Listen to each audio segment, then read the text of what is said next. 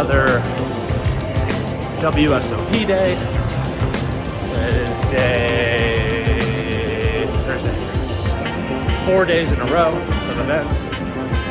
So here's a $600 deep stack, $600 deep stack bracelet event. Let's try to run it up. After cashing last night, which was the coolest thing in the world.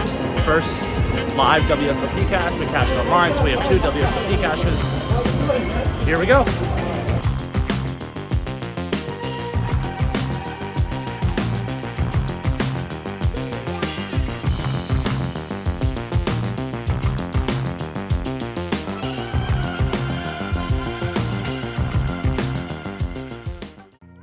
In our first hand of the tournament, we look down at Queen Jack offsuit in the cutoff. Middle position opens it up to 500 in a 100, 200, 200 blinds. We go 4 ways to the flop with the small blind, big blind, and myself. Flop comes Queen, 6, Jack, Rainbow. We flop top 2 pair. The flop is going to check around, and when the turn comes a King of Diamond, the big blind is going to lead for 1200. Folds to us, and we have a simple call here with 2 pair, and we go heads up to a river. River's not the best card with the 7 of diamonds. Backdoor diamonds got there. There's possible straights with the Queen, Jack, King. So when the big blind leads for 2500, I don't like raising here. I'm going to call to try to realize some equity, and our 2 pair's good, and we'll take it down.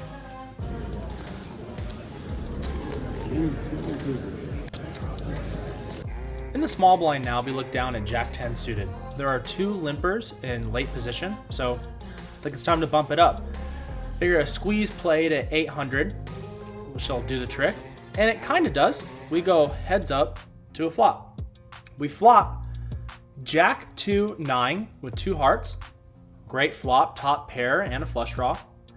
I want to build the pot a little bit here, so I bet 600 and I get a call. The turn is a great card. It's an ace of hearts. We hit our flush. So I check to induce a bluff here, and it works. Late position makes it 2,000. Now, I think I'm supposed to call here, check river, and let them continue barreling, but I raised to 5,000, get a fold, and we'll take down the pot now.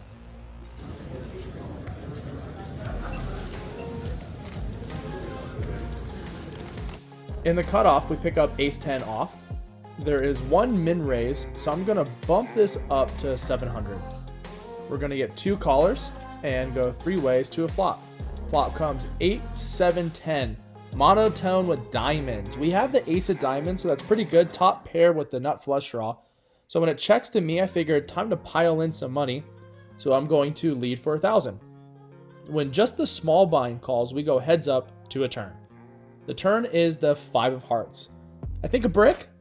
Think it's good for me. But I'm going to pot control just in case some funky river comes. And I'm not even sure what river I'm thinking of here. But it's going to go check, check. River is the 5 of clubs. So when it checks to me, I figure my top pair, top kicker's good. And I got a flush blocker. So I'm going to lead for 1,500 to get some thin value. I get a call. And our opponent shows King 10, so we have him out kicked. He had a King of Diamonds, so if a Diamond King, we would have got stacks in, and that would have been great for us. But on to the next one. 3, 5. Getting premium hands in late position is my favorite. Blinds are still 200, 300. I have ace, king of hearts in the low jack. I make it 900. Big blind, 3 bets. To 3,600. Now, I'm open for some opinions here. What am I supposed to do? Do I 4-bet? Can I call a jam if I 4-bet? I don't know, and this is probably a hole. I think when you're in close spots, you're supposed to err on aggression. Here, I erred on passiveness. I call. So we see a flop, and the flop is horrible. 8 of clubs, 5 of clubs, 5 of diamonds. Big blind. Bet small for 1,600. I think a small bet is standard if you have the intention of a huge turn bet. So I'm not coming all this way in this hand to fold to a 1600 bet. So I make the call. The turn is a 2 of clubs. The big blind leads again for what I believe is small for 6,000. It almost feels like he's betting for the sake of betting without a plan. So gut check time. I re-raise to 17,000. And he instant snaps all in. I'm trying to get a read to figure out if there's any way there's an ace jack, ace queen here. Feels like he's got a big pocket pair like tens, jacks, queens. I have removal to aces and kings. He could have the ace of clubs in his hand, so he jams here. I'm not sure. So I asked for a count to get the read, and he's almost happy when I ask for a count. So I think I have to fold here. Let me know if I should play this hand differently pre-flop in this specific configuration.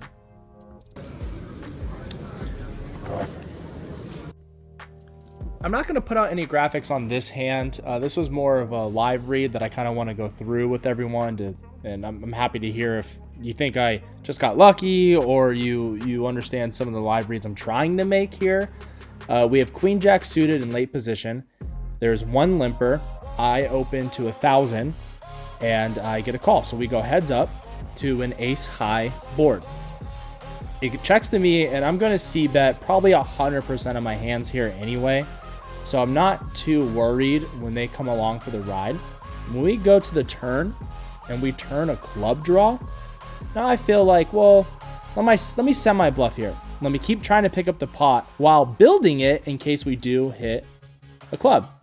So I am going to lead out for 3,000. And again, we get a call. So here come some live reads that I'm going to compound, or I feel like they compound a lot. He has his hands over his cards, which feels to me like he wants to throw them away. So I do a negotiation tactic that we do in law a lot. That is, when you have a very specific number that you use, your opponent of whom you're negotiating against feels like you took a lot of time to consider this number. It's important to you, or there's a reason why you came up with it. So there's some calculation that you've done that gives you some type of credibility. So I just pick up a bunch of chips here to make it look like I came up with a very specific figure to river bet here. So now I have his hands over his cards. So I do the odd number thing. And then you have to keep a straight face here. So I am just staring into the board. When he pump fakes with his chips, I do not even flinch. I think, I guess I really wasn't targeting a specific hand, but it works. I get away with it. So either it's dumb luck or we compounded a couple small factors here to get a bluff through.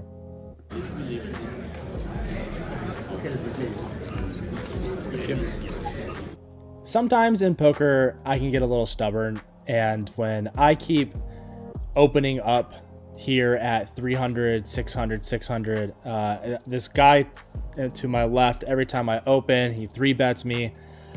So this is one of those times where I just took a stand. I opened with junk, got 3-bet, and I said, okay, look, I'm tired of this guy 3-betting me. I'm going to try to outplay him post-flop.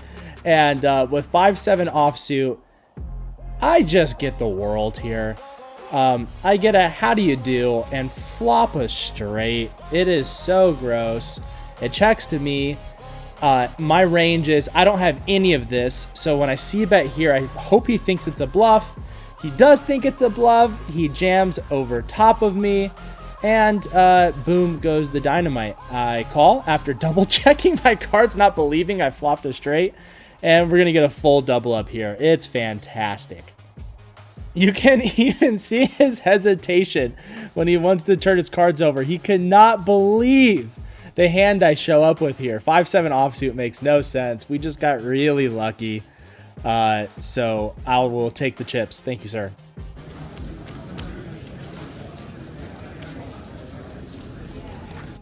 let me catch you up here because we have some action. Blinds are 400, 800, 800. Under the gun opens it up to 1700. Folds around to me. I 3-bet to 3500 and under the gun calls, so we go heads up to a flop. Flop is ace, queen, 9. We flop top set. Flop's gonna go check, check.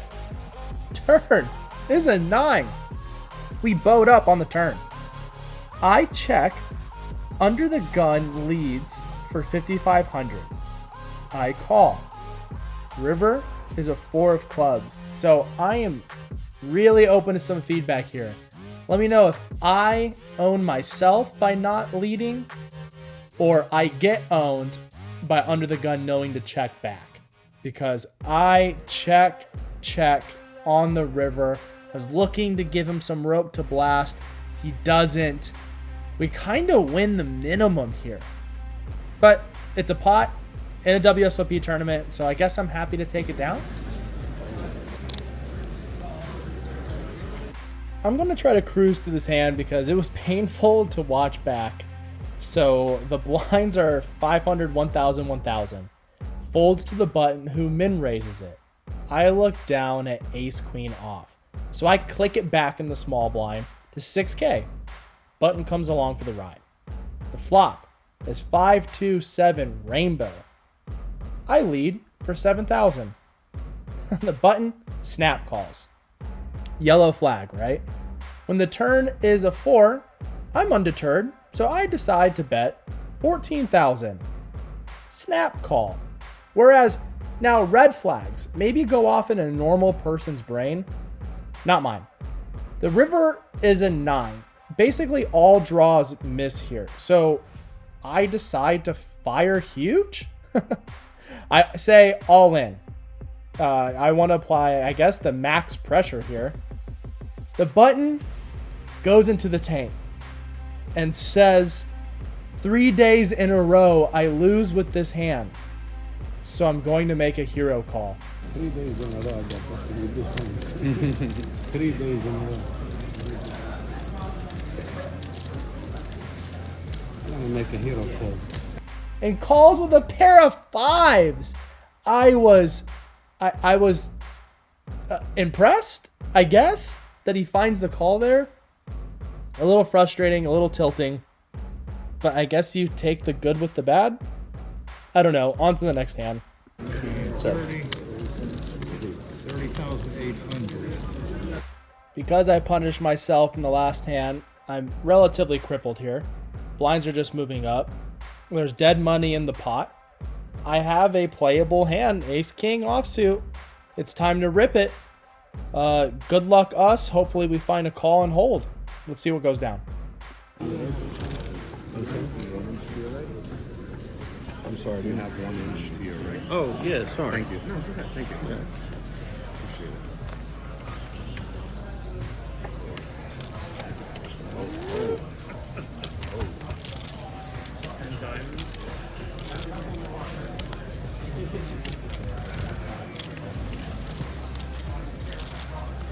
Phew! I wasn't sweating. You were sweating. I wasn't sweating.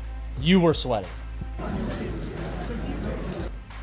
Please, fasten your seatbelts for the ending of a hand that makes absolutely no sense to me. We look down in the hijack at King 10 of diamonds. Blinds are 600, 1,200, 1,200. Under the gun opens the 3K. The low jack calls, and so do I. We go 3 ways to a flop. Flop comes queen, 6, 10 with 2 clubs. Under the gun checks. Low jack grabs a random amount of chips and bets. It ends up being 3,800. With my 10s, I decide to make a call, and under the gun comes along. The turn is the queen of diamonds. Now, for what's about to happen feels like I was in math class. I somehow got the right answer by doing the wrong equation. Under the gun checks. Low jack bets for 7,100. Because a queen comes on the turn, that eliminates hands that hold a queen. Thus, I'm thinking if my 10 was good on the flop, my 10 is good on the turn. So, I rip it. Under the gun. Thinks about it. Decides to let it go. So we have one more person to get through. The low jack tells me, I know you're not bluffing here. And finds a fold. Okay, this may seem standard to you guys now. I take it down with a pair of 10s. We go on break immediately following this hand. And under the gun says, oh yeah, I folded a set of queens. I thought you had a full house. Low jack says, I folded pocket aces because I thought you had a set of queens. What is happening? How do both of them fold there? How does a set of queens fold and how does an overpair fold here? I wasn't targeting those hands. I thought my 10 was good. I thought I was just targeting ace highs. Very lucky to get this through. And again, I'll take it down, but what are these? This guy just made a hero call. How does he possibly fold an overpair right here? Wild, absolutely wild to me. That takes us into a good break where we get to watch Doug Polk play in his heads-up match.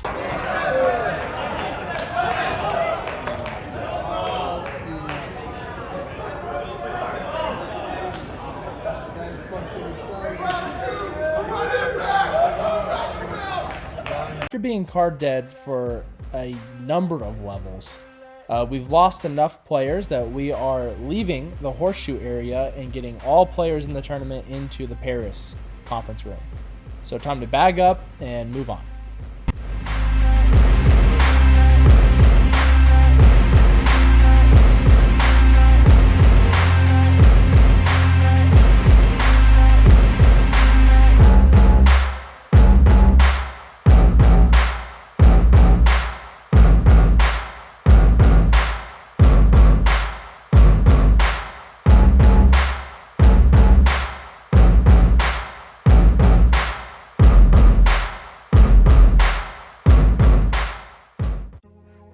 I have been blinding out like crazy. So when the level reaches 3,000, 6,000, 6,000, yes, big jump from last hand that we played. There is an under the gun +1 min raise to 12,000, a caller in the small blind with like 53K. I look down at pocket sevens and need to pull the trigger somewhere. There's a lot of dead money here. I can pick this up. This would be a great pickup for me. So I rip it. And unfortunately, the player to my left goes into the tank here, which is probably a really good hand. And we absolutely step in it with his pocket queens, and let's go to a board. Let me have it one time.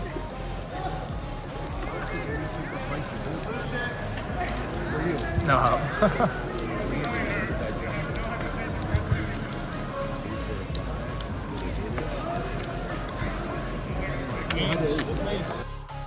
Well, that's no fun.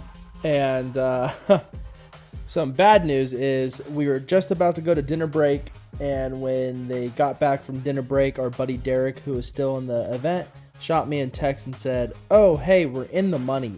So I didn't have the information available to me of how many people were left. Maybe if I know I play differently, probably not, but it sucks to get eliminated so close to the money. After sulking in the room, I was about to fall asleep. I was seconds away from falling asleep, but it's important to throw on the association hoodie because Derek is still in the same event that we busted at. So we're gonna go get on Derek's rail and support him because he supported us last night. And it means a lot. It means a lot to show up to people, show up for people. It's a small gesture. So we got our clothes back on, even though we were in bed ready to fall asleep. Let's go support Derek because he's been there for us.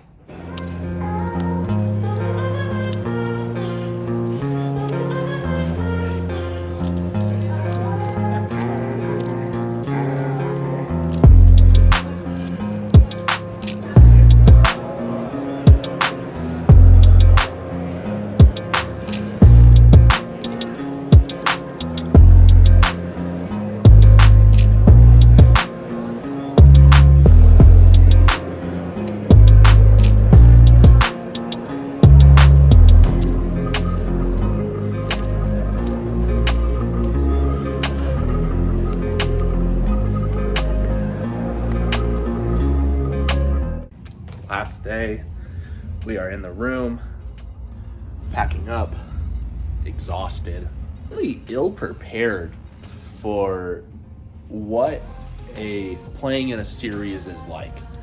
Going from tournament to tournament to tournament to tournament, and having to go all the way. Let's see if we can see them here.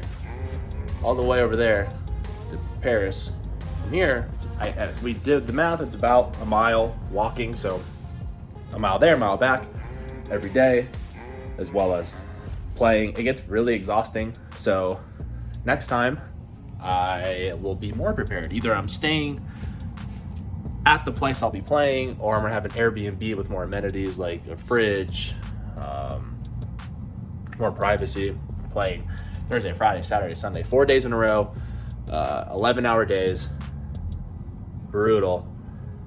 Had a blast. Can't wait to be back in a couple weeks. Going to readjust my schedule for that. I think I'm gonna be adding events to my calendar, as well as being better prepared. So stay tuned for that. I think I have a lot of editing in front of me, and I'm really bad at that. It takes me a very long time. And it's not that it's complicated, it's that I have to find the time to edit. I guess that's it. It's a great trip. Score 1 for the association. We both cashed in the WSOP event. And thanks for watching. It means the world to me. Appreciate it. For anyone who made it to the end of the video, this should be coming out on or just after Father's Day. Happy Father's Day to you if you are a father, and to Dad, happy Father's Day.